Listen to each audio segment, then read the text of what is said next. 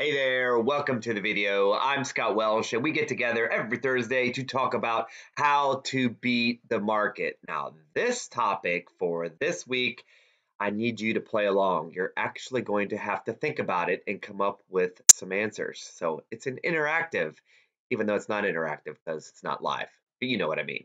All right, few things today, three things to be precise. Number one, your trading style matters the most. Yes, the most.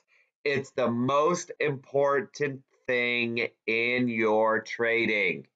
Yes, it's true. We're going to talk about it. And we're going to get a fun tennis analogy. Yay! We're going to talk about how tennis helps your trading. We do that sometimes. And number three, we're going to talk about which winning trade you like the best. Now, please don't gloss over it. Please think about it and please answer the question.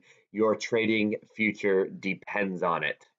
All right, this is the part of our program where we get to know me. This is a picture of me taken by Jill during my trading day. You can see that when I get up to day trade, even though I don't actually day trade, I run robots. But when I get up to day trade, I like to wear a full suit with a watch on my right hand. Apparently, I'm left-handed. Thought I was right-handed, but that's not true, according to this picture. And I like to put a lot of charts up, and I love to get angry with both fists. This is important to know about me. One fist would never do it. Two fists is how I get angry. Okay, now you know me better. Let's move on. Style is everything. If you know your tennis history, Andre Agassi once said image is everything. Well, actually, he didn't say that. It was a campaign made for him, but you know what I'm talking about, hopefully. Okay. The style you trade is everything. And we talked about it yesterday in the newsletter, right? It comes out every Wednesday, a long form email. Please subscribe and go to my website, scottwelsh.me, and subscribe. I mean, why wouldn't you? Okay. But as we talked about yesterday, there is one neglected factor in your success. It's not trading. Do you understand? The neglected factor is the style of play. How you play the game is massive, right? Now, of course, if you're a new trader, you got to get the basic knowledge. You have to get all the little things that are boring but are essential. You've got to know what a pip is.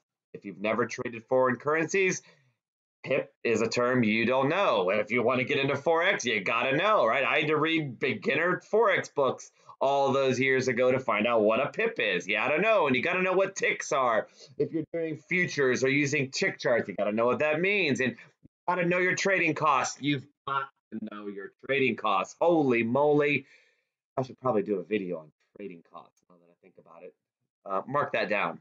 I say to my invisible staff member right to my right. And you've got to know your charts. You've got to know how to put up your charts. You've got to know how to trade on your charts, right? Sometimes that can take a long time. TradeStation, 100 years ago when I started on it, it took me weeks to get very, very familiar to learn how to do most everything on TradeStation. So, yes, basic knowledge is necessary in trading. You got to know all that. Then, of course, you've got to get basic knowledge on trading systems, of course. So you start, fidgeting around and looking here, looking there, going to your bookstore, doing all of that. You got to get basic knowledge on trading systems. Okay, so now we've gotten all that stuff done. A big decision now awaits you. How do you like to trade? Have you ever thought about it?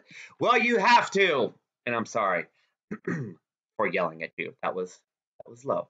I'm sorry. Now, here's the thing and why trading is so difficult. And I hate to say it's difficult. Let's say it's interesting, right? A nice bland word. Okay. This is the truth. Look around. Do your research. There are traders out there, famous ones, people who show you pictures of cars they drive and models they might date and beaches that they trade on. There are traders out there who show you success and know nothing. Now, that's too harsh, right? Just wanted to get your attention. Got your attention? They don't know very much about actually trading. Well, how do I know? That's a pretentious and condescending thing to say. I know. But go to these people and listen to how they actually trade. Do you know what you'll find? Well, I get in here when it kind of looks like this, and then I get out when it kind of looks like that, right? In other words, the reasons for getting in are dubious and vague, and the reasons for getting out are unfollowable and vague. And I don't really understand why you got out there. There's no real rules, and rules don't necessarily mean you know more. But if you're trading and you kind of do this and you kind of do that, where's your methodology? What are your reasons? Well, it felt good. That's not a reason. Understand? If you broke it down and did the X's and O's, as they say in sports, I have found that a lot of people are just trading with rudimentary techniques like, oh, it's low there, and so you buy it there. Nothing wrong with being simple. I'm just telling you, I've spent a lot of years studying and I was shocked to see how simple and rudimentary these actual trading systems were. They're making money. They're making lots and lots of money. So who gives a rip if they know nothing, right? Reminds me of that trader quote. They know nothing. You know what I'm talking about? Anyway, there are also traders out there who do indefensible things. Fun trivia. Did you know that Warren Buffett's private plane is named the Indefensible?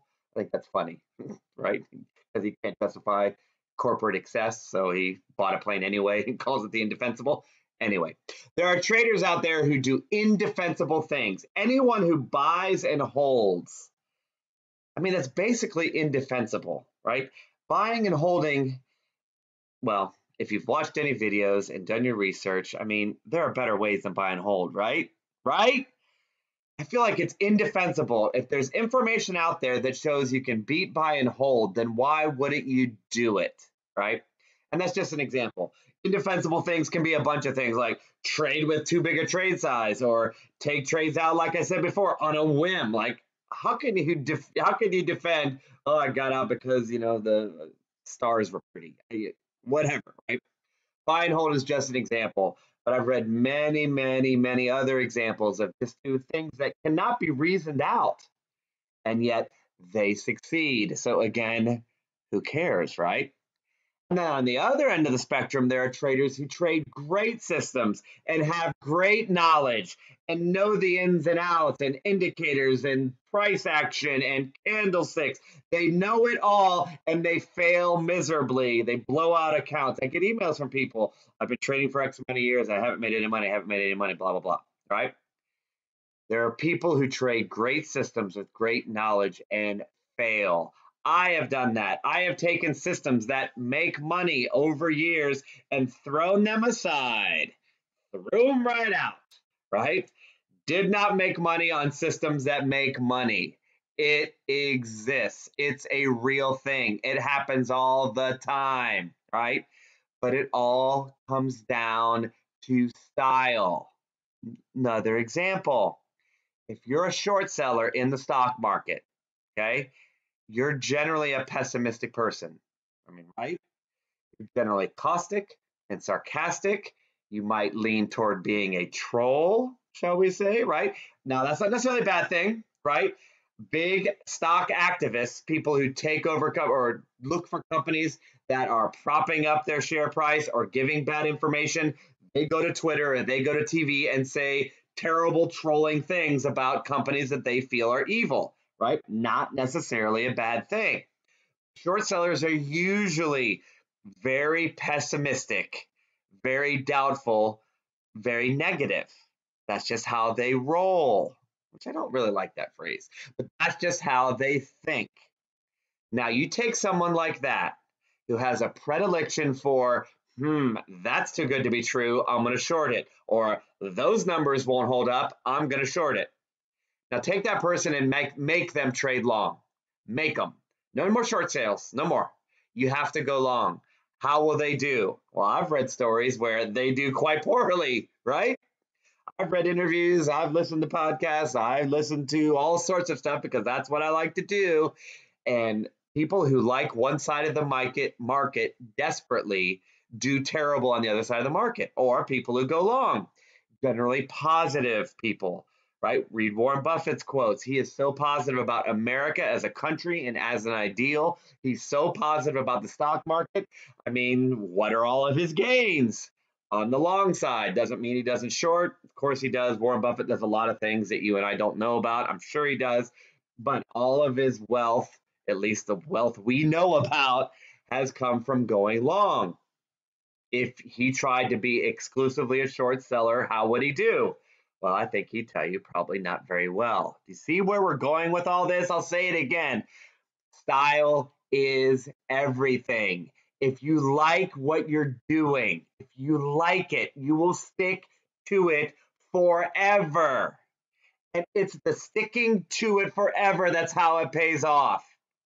Those traders who are online who may not know how to get in and out of a trade or couldn't trade their way out of a paper bag, right? They love what they do and they keep doing it and they just succeed, right?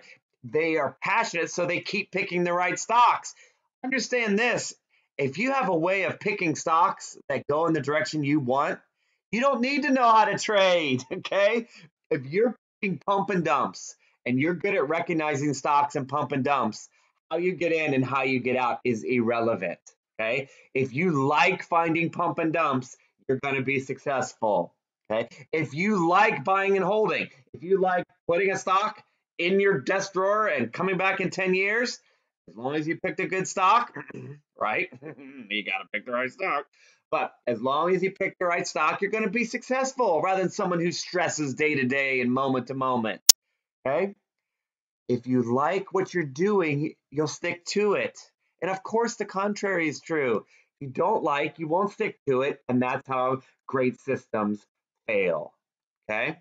Now, that all being said, let's hammer this point home with a tennis example. Yay. I know you've been crying for it. I know. I love it when you email or send me YouTube comments and tell me how much you love my tennis examples. Well, today's your lucky day.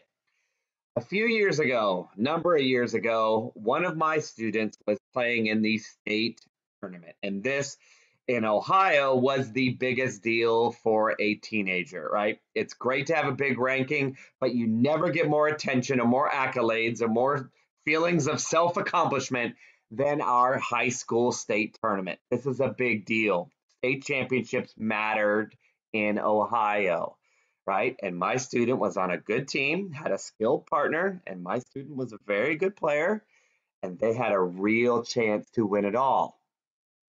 Unfortunately, how do I say this? The doubles team had different coaches.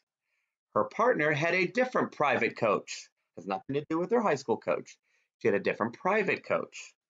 And that private coach gave her, shall we say, bad information.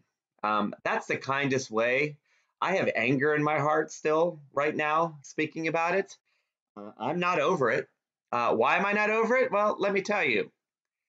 My student and her partner, my student didn't want to stand up for herself and cause trouble. My student and her partner were forced to play in a doubles formation. This was a doubles tournament. They were forced. Okay, they didn't have a choice. I asked. I tried to get it changed. Could not get it changed. My student and her partner played a formation that was not typical doubles, like you wouldn't see it on TV. It was super tricky, secret. I don't want to talk about it. No, I'm going to talk about it. I got to get through it. They were forced to play a formation that made no sense for the two people that were playing it, right? Tricky formations are for specific skill sets. We didn't need it in this match, in this tournament. Do you understand? In fact, the only way my student and their partner could not win the state tournament was if they played a silly formation. Okay? You understand what I'm saying? If they had zero coaching from me or anyone else, and those two just went out and just played. You play that side, I play this side. They were so good that they would have won the tournament easily. Seriously, I will go to my grave knowing that they were state champs if nobody spoke to them, right?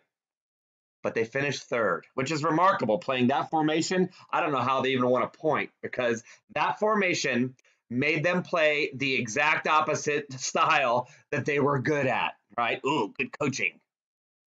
No, they played a style that they did not like, that they weren't good at, and it cost them everything. You understand what I'm saying? They had the tennis, but they didn't have the style. If you have the trading, but don't have the style, guess what? You will not do great. Okay. So how do we pick your style? If you're following my lead and you believe what I'm saying, then you have to pick a style. Well, how do I do that, Scott? Well, thank you for asking. First, as I mentioned yesterday, how do you like your losers, right? This is most important because it's the losing that will knock you out of the game. So how do you like your losers? If you like your losers, meaning, it's a losing trade, but I know I'm going to bounce back. If that's your attitude, success is guaranteed. But there's another way you can choose your style. It doesn't have to be just the losing part, even though probably that's most important because, again, that will make you quit. But another way to pick your style is to look at your winners. Okay, that might be the determining factor. Okay, how do you like your winners? Do you like to have your winners go many, many, many days? Many, many days? Do you like long winners? Do you love getting to your computer and saying, haha, I'm winning again. Haha, I'm long and it went up again and it went up again. And do this for a month or 2 months or longer. You love coming to the screen and just seeing how that profit builds up. And you don't mind if after 3 weeks it kind of falls back and you get out, right? Doesn't matter. I love being in this trade for 3 weeks. So what if it retraced and I'm out? Look, I got a winner. Everything's great. Okay. Do you love that? Is that the way you want to see your money pile up? Or do you like to win all the time? Right? Because to get that big winner, there's got to be a bunch of small losers, right? So do you, in other words, not like, you know what? When I'm in a trade for a long time, I'm too tempted, or I want to take it out early, or I worry about it, or I start reading news. No, I don't like being in a trade for a long time.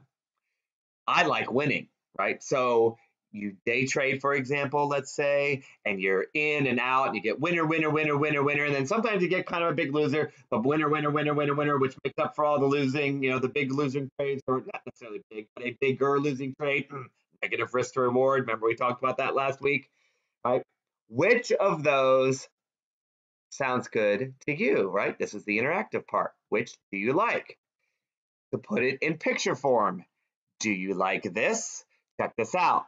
This is a weekly trend following chart, right? This is a robot that I built. I don't trade it weekly. I'm just showing you, I trade it daily, but I'm showing you, check this out. If you like long winners, look at this. This trade took in the middle of 2014, the short trade on the euro dollar weekly chart. Look at that. That's week after week after week after week of it going your way, right? That is literally almost a year of price going your way. How would you like that? Would you love that? Would you love being in a winning trade for a year? Would you get bored? Would you again read news? Right? What would happen to you? This is important. You need to know the answer. And of course, it retraces and you get out. Recent trades, it's 2017, a long trade. Look at that, weeks, right? Again, almost a year, okay? Look at that before it got out, right? How's that sound? How's that look? Is that the way you want to trade? Because if you do, you can be some sort of trend follower and you will do awesome. Or do you like this? This little day trade, right? Pound dollar, it's a 15-minute chart. Look at this tiny little thing, right? 15-minute chart, like 1, 2, 3, 4, 5, a couple of hours, right? You're in, it retraces, you get in, it goes up, excuse me, it goes up a little bit, and you're out. Look at that. No fuss, no muss, no big winners. It's not weeks of watching profit pile up. Just a nice little winner, right? Do you want to get a bunch of those? Then maybe catch a loser now and then a bunch of winners, right? Which sounds better? Which looks better? All you have to do is answer that, and good stuff will happen. All right, let's summarize. If you don't love the style you trade, you might lose the state championship. Sorry, it popped right back into my head. You don't love the style you trade, you won't be successful long term. You will leave trades prematurely. I don't like being in this trade. I want out. And you'll quit before you ever get started. I don't like the way this trades. Oh, I lost again. I'm out. Forget this. Right? If you don't like it, you won't make it. So please, please, please think deeply about the style you like. Don't email me and ask me, well, what robot system do you recommend? Right? Try not to. Of course, I'll help you. I'm not scolding anyone. You can ask me any question you like at all times, but you see the point? Come to me or come to someone else and say, this is what I like. Do you have anything that's close to that? Right? That will be way more successful for you. Right? Or ask a bunch of questions and we'll find out what you like. Right? The system is only a small part of the equation. You have to trade what you like.